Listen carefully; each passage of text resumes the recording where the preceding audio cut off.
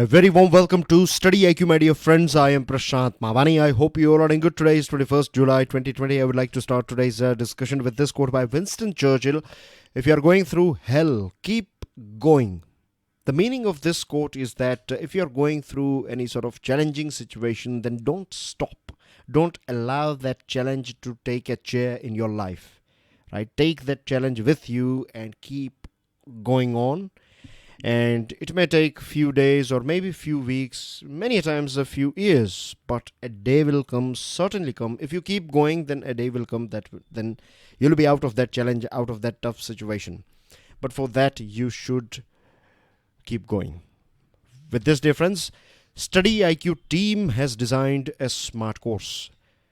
This smart course is for Civil Services Examination. It covers pre as well as mains examination, and to find out more about it, all you have to do is download our mobile application. To download the PDF of today's lecture, check out my Telegram channel. You can follow me on Facebook. Please make sure that you share this lecture with other students. Hit the like button if you have learned something from today's discussion, and please don't forget to subscribe to our YouTube channel. Today we have 5 important articles on our table. The first one is about a country that has done exceptionally well when it comes to fighting COVID-19, supporting its people and many other things. So we are going to talk about this country. Then we are going to talk about this thing that why Mountain Strike Corps is an absolute necessary for our country. Community Canteens 2.0. Why they are important. No right answer. This one is about schools, and the last one is going to be Hagia Sophia. We have talked about Hagia Sophia earlier as well. Today I'm going to add some more points, and then we have some news items. So let's start with this one. Who wins post-pandemic? Which country will do its best? Which country will be in best situation, in best position after COVID-19 situation? Just imagine a nation, a major economic power, which so far has done very well when it comes to fighting COVID-19. It was very, you can say, proactive. It was ready with tests and contact tracing to flatten the curve, and it has provided good economical, social support as well to its people or citizens. Lockdown was very brief and it was very targeted. Most outstanding thing is, you won't believe this thing, but the reality is that unemployment rate is also limited to 6%, which is very impressive. And no doubt, because of all these things, this particular country is been praised by so many other countries and international organizations. We are talking about this country. Yes, the name is Germany. On your screen you have Angela Merkel. She is Chancellor of Germany, and this is the map of Germany. At 12 o'clock you can see Denmark, then Baltic Sea, then you have Poland, Czech Republic, Austria. Here you can see Switzerland, then you have France, a very tiny nation, Luxembourg, then you have Belgium, and then you have Netherlands, and here you have North Sea. So dear friends, Germany did very well. The reason is that German unions were working with various different factories and owners of those factories, and this German unions with this cooperation between factory owners and German unions, they ensured that the working conditions are safe, and factories were kept open. So this was a big advantage in terms of economy. The second thing is that Angela Merkel and her government worked very in a cooperative manner, in close coordination with German states. Just like India, we have various different states. In Germany as well, they have various different states. So central government of Germany as well as province or state government of Germany, they worked with each other in unison. Yesterday, we were discussing one article in which governor of one of the state of USA said that things were not right when central government was not federal government. That's what they say, federal government, right, in USA. So federal government was not that supportive, and because of this thing we find that various different states of USA, they are taking various different measures, and it all looks like patchwork. So it's like Germany is like mirror image of America. That means it's totally opposed, means totally different from America. What America did, Germany did it quite differently and much more effectively as well as efficiently. So German states, they were working with each other, with central government. And not only that, the central government or German government worked with European members as well. Germany has provided some sort of support, a recovery fund to those European Union members who are hardest hit by this COVID-19. The question is, which nations will flourish in this reshaped economic landscape? We know that when I say reshaped economic landscape, we can say that it's going to be more protectionism, more supply chain will be many nations will try to keep supply chains within their national boundaries, though it is not always possible, but whatever you can do in your country, of course I think countries will try to do that thing. And at present we know that those people, those companies, those sectors that can work digitally, they are doing quite well. But those places where you have to be physically present, those like for example schools and hotels and so many factories in various different parts of the world, they are not doing that great because of the severe impact of COVID-19. Vietnam, remember a few weeks ago we talked about Vietnam. I have explained things about Vietnam in detail with you to you guys, so not repeating the things again, but the only thing that I can say that Vietnam acted very proactively. So Vietnam is going to do very well after this COVID-19 episode is over. Russia is going to do very well because Russia, for a very long period of time, Russia was trying to make itself independent from this financial clutch of international money, or your country receiving too much FDI. If everything is like China, right? So of course Chinese government is very rich now, but there are so many factories in China. They are owned by various different foreign companies. So if they decide to leave China, then you know the situation of China. So Russia was a bit aware about it. Russia was working on this thing for a very long period of time. So it looks like Mr. Putin is going to have this advantage because he has tried to keep his country protected or shielded from this too much foreign money. US and China, their performance in controlling COVID-19 has not been that great. China is hiding numbers, USA's numbers are everywhere, and cases are also everywhere. And these two countries, they have too much debt as well. Germany's response to the pandemic has highlighted the pre-existing strengths: efficient government, low debt, industrial excellence. Germany is a nation that is famous for producing good quality products. For example, cars. Now, you might have heard about this thing that if once you own a German car, then it is very difficult for you to switch over to any other brand or any other country's car, is because you find quality in German engineering, and this is their strength. They are quite confident that even if there is a global slowdown, of course the sales will come down, but it will never come to a point where they have to close their factories, because they know the quality of their product. They create good quality products, and they know that these products will always be in demand. The demand can come down a little bit in harsh times, but demand will never die. Demand will always be there. So industrial excellence is a very important strength of Germany, and growing capacity to create domestic tech companies. Now Germany is eyeing on being a tech giant. They have this interesting thing called short time working. It's in Germany, it is known as the Kurzarbeit. So this Kurzarbeit is a century-old government system that pays companies to retain employees on shortened hours through a temporary crisis. So let's say in normal time you are working 8 hours per day. During this severe crisis time, you will work, let's say, 2 hours or maybe 4 hours per day. So you will get a salary accordingly. So this will this will make sure that you are not desperate. This will make sure that your survival is not under threat. You can, of course, your luxuries, you have to chop it down, you have to cut it down, but your normal survival will go as it is. It will not hurt you that much. It will hurt you, but it's not like a fatal blow. You know what I mean? So short time working helped. Government gave money to all these companies to make sure that they don't fire their employees, that employees, they are kept on roll, and they are given salaries, and this has helped Germany quite well. Because what happens is that if you don't give this thing, then there can be social disturbances. And Merkel insisted for a very long period of time.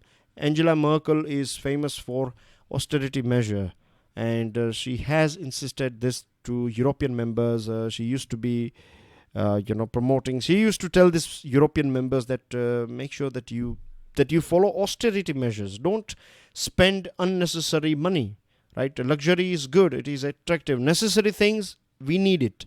But unnecessary spending is not healthy. At that point of time, this European members, many countries, they used to call her stingy. They used to tell her that she is very stingy and her government is very stingy. But at present, they cannot laugh, because the thing is, German government is in surplus. It is not in deficit. And this is the main reason.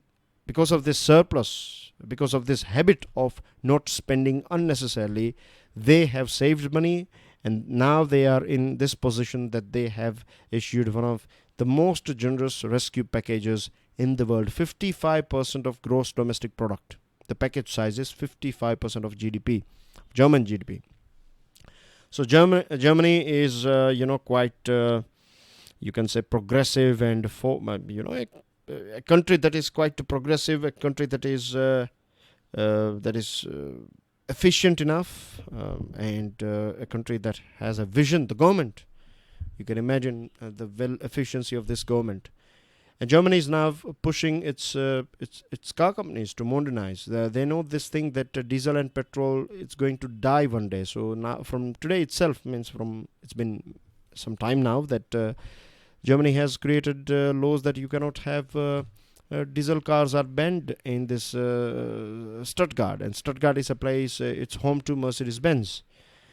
So now German cars are going to be, they are heading towards EV cars. So quality is going to be same, but the fuel is going to be electricity. So they are working on this thing, and they are not going to limit themselves with just cars. They know this thing that future belongs to this tech power. So now, even though a little bit late, but now they are ready to compete with American as well as Chinese companies in being or projecting itself as or placing itself as a tech power. It is spending some 3% of its GDP after R&D as well.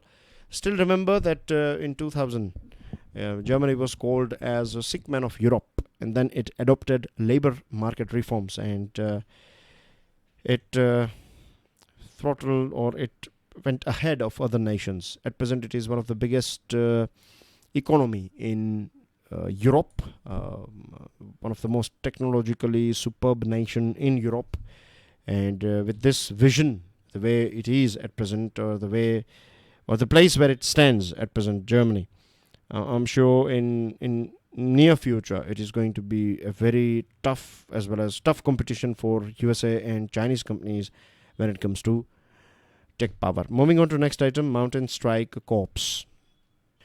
Beijing has just proved everyone wrong. Remember, we used to believe in this thing that we have good trade and investment relationship with China. So we can keep this LAC issue on one side, and we can focus on trade and investment relationship, and we can focus on people-to-people contact and other things. We have cultural relationship as well with China. We have some 3,000-year-old historical relationship with China, Silk Route, and then modern era time, and there's so many other things, right? It is also said that this just one war between these two nations, between these two old civilizations, India and China. Just in 1962, we had this war. Apart from that, we don't find any war between these two countries. So it was said that this is a very rare thing, and this 62 war is a big black spot, no doubt. But today's China is different from yesterday's China, and now we cannot. We cannot be the same again. I'm not saying that we are never going to be best buddies, but for few years, maybe few decades, we have to be very, very alert about China. And it's not just China. The thing with our country is that on one side we have Pakistan, on the other side we have China. Both these nations are nuclear countries, nuclear weapon countries. They have good relationship with each other. Their common enemy is India. So if here is our country India, this is China, this is Pakistan, and they have good relationship with each other. So we need to review our military capabilities as quickly as possible. Just being defensive is not going to be enough now. We have to create our offensive capabilities as well. This reminds me of Israel. Israel is a country that believes, when it comes to security, Israel believes in attack. Israel says that attack is the best defense. Before your enemy strikes you, you must neutralize your enemy. This is the best strategy to defense. When the enemy has weapons in his hand, when he comes into your place, and then when he's trying to attack you, and then you defend yourself, that's too late. What you need to do is the time when that enemy buys a bullet or buys a gun, that's the time when you hit that enemy. That's what Israel does. And I think we need to think in that direction. And it's not just about LAC. I'm not just saying about this land area. I'm also talking about Indian Ocean region as well. Yesterday we were talking about Indian Ocean region, and I told you one thing, that the reason why Chinese Navy is not engaging with Indian Navy is because they know this thing. They know that at present they are not that strong, but the day when they will get this capacity, they will start bullying us in Indian waters as well. Indian Ocean waters, to be precise. So as a major power in Asia, with so much at stake, we cannot remain passive in developing our defensive or strategic power projection capabilities. The army has the 3 strike corps for deep offensive operations into Pakistan. Ideally, 2 more strike formations, one in Ladakh and the other in eastern borders, is something that we need. Back in 2013, the government gave green signal to 17 mountain strike corps. Unfortunately, the government did not allocate a separate budget for it, and this whole program was halted back in 2018. At present, we cannot say surely about the status as well as role of the 17 corps. So this is not a good signal, right? What we need to do is we need to be 24/7, 365 days alert. We have to be very vigilant here. We have to we have to prepare ourselves. First of all, we will buy things, create things, and then we will go for training. We'll train our troops and everything, and then we'll deploy them there. So it's going to take a bit of time. So this is the right time to start working on this thing. And it's not just about people. It's also about if you talk about land or LSC portion, right? Then we have to provide this airborne as well as air transport and infantry brigades. They should have special forces battalions, parachute battalions, as well as Ladakh and Arunachal scouts para units. Apart from normal combat support elements, the strike divisions would need integrated airlift capabilities, as also special elements like Apache and Chinook helicopters, flights, UAV drone units, etc. So either purchase them or build them here in India, do whatever it takes, but create offensive capabilities. Moving on to next item, this one is about community canteens. Remember a few days ago we were talking about this Pradhan Mantri Garib Kalyan Yojana that Prime Minister Modi announced about this Yojana, and this Yojana is extended for next 3 months. Under this Yojana, a poor person will get, an individual will get 5 kilo of grains and 1 kilo of chickpea or chana on monthly basis, and this scheme is to help 800 million beneficiaries across our country. At the same time, government said that it is going to launch One Nation, One Ration scheme, which is quite good, and this indicates a very sensitive side of government. We know this thing as well, that because of lack of access to food, it is not just salary, right? It is not just wages. It was, the main thing was lack of access to food, because, and I'm talking about migrant laborers, of course. So the reason why migrant laborers left our urban area, left our city area, town area, as well as villages, and they went back to their hometown or home village or home province or state, is because they were not sure about their food security. Under extreme circumstances, the lack of access to food is a matter of survival.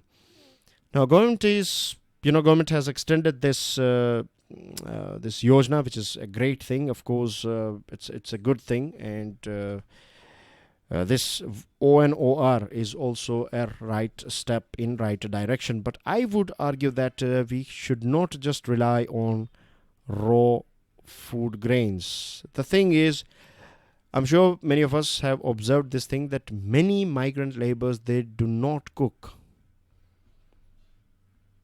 because they have not shifted in urban area with their family. So what they do is they live in in one room, where they live, like they share this room with 5+ people in one room. So they don't have any dedicated kitchen. So what they do is they buy things, their morning tea to morning breakfast to their dinner. They buy things from outside, particularly from vendors and dhabas, roadside dhabas and vendors. So if we can give them access to cooked food, then that will be a big help. Then we can attract these people back to our city area. So solution is community canteens. We have more than 10 states in our country. They run this community canteens. Amma canteens in Tamil Nadu, Indira canteens in Karnataka. These are few examples here. And if per plate price is kept between 10 to 15 rupees, this community canteens will become self-sustainable. Now, this also reminds me that not all of them can afford this 15 to 20 rupees, right? It will, if they buy, let's say, meal for five people, their husband, wife, and 3 kids, let's say, then this will cost them 100 rupees per meal. So 3 times or maybe 2 times, it's going to cost them 200 rupees or 300 rupees. If you say breakfast, total money for total price for breakfast is 50 rupees and dinner and lunch 100 rupees per family, then 250. So this is not going to be enough. Means this is too much for them. So for that we have to provide them food free of cost. We have to work on that thing as well. An initial social investment of 26,500 crore towards 60,000 canteens and about 8,200 kitchens. We could serve 3 nourishing meals a day to 30 million urban poor workers, primarily migrants.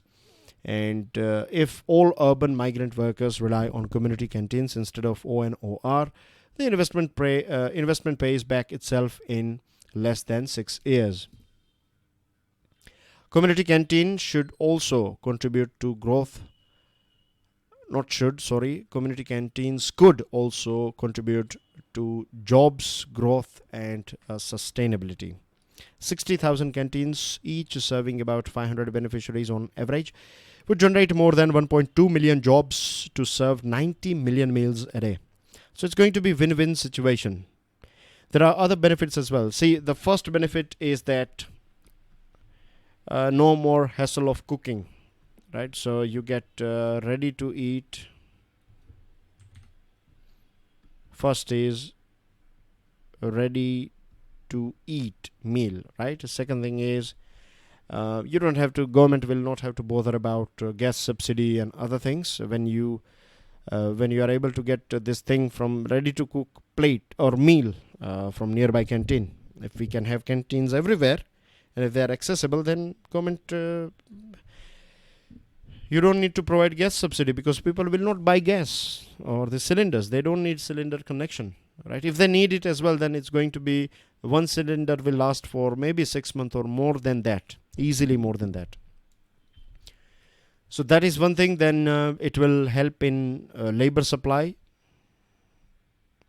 People can leave their family back home in villages, and mostly the husbands or this man-locked, they can come back to urban area. The third thing is We can also ask this canteens, to focus on nourishment. We can fortification of food can take place. We can add vitamins and minerals, and we can shift diets. We can add more coarse grains. Coarse grains are cheaper.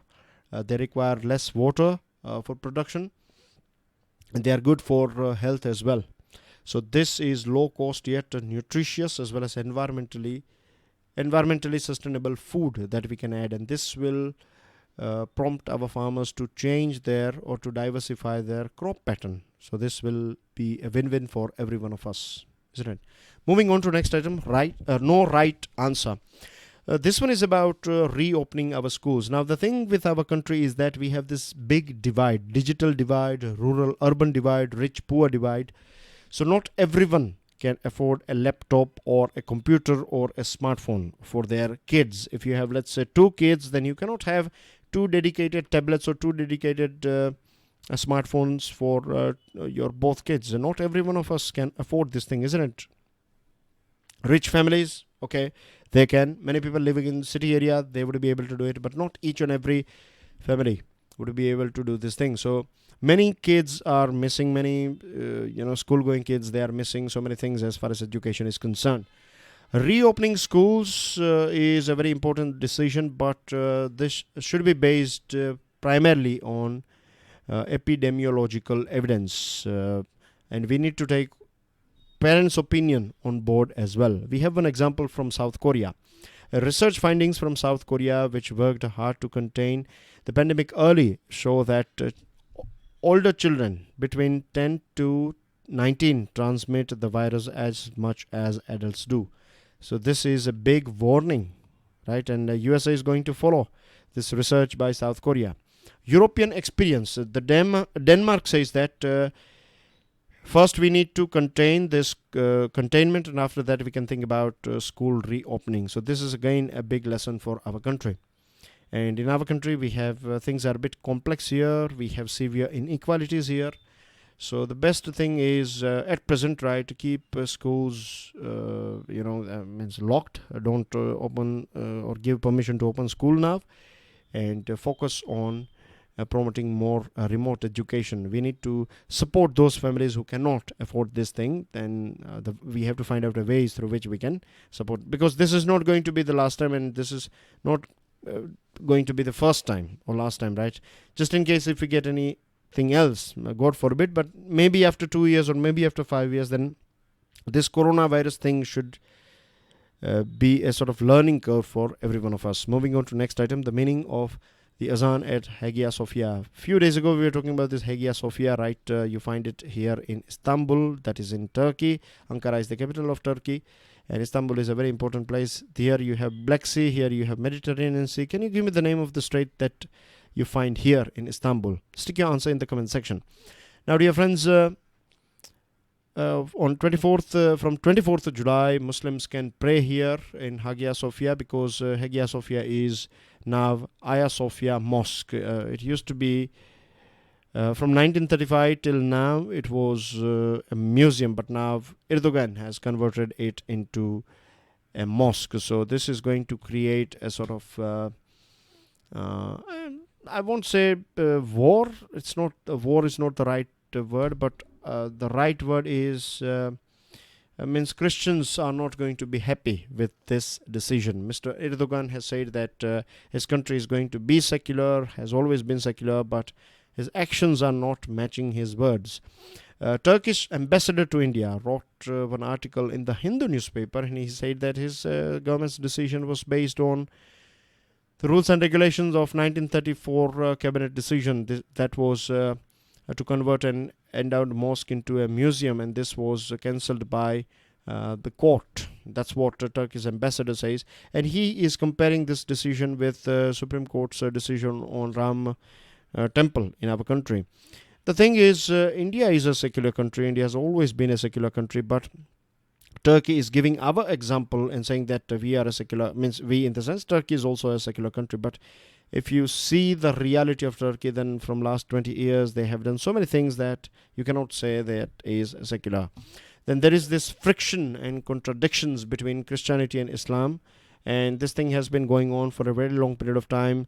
It was back in 8th century when Spain was conquered by Arabs, and till 15th century Spain was ruled by Arabs, and finally Arab lost this war, and again this Christians became the ruler of this country called Spain. 40 years earlier, Ottoman Turks captured Constantinople, the famed capital of Byzantines, in 1453, and converted this Hagia Sophia Cathedral into mosques. So from 1453 till 1935, this Hagia Sophia was earlier on it was a cathedral, then mosque, and then museum, and again it is a mosque now. So it's going to create a bit of trouble, right? It's going to means we are going to see some sort of friction from European nations, from Christian countries. And we find something similar in Pakistan. Then you have countries like Iran. They give too much importance to religion. The government, right? People giving importance, that's a different thing. That's their personal choice or society's choice. But when government starts taking favor of any particular religion, then that is deadly for a secular nation. And it looks like this Hagia Sophia Mosque is going to be the first one, and we are going to see something similar in various different parts of the world. This sort of actions. Secular nations, on book they will remain secular, but in reality they will become more inclined towards one religion, and that is not that beautiful as well as healthy for the world.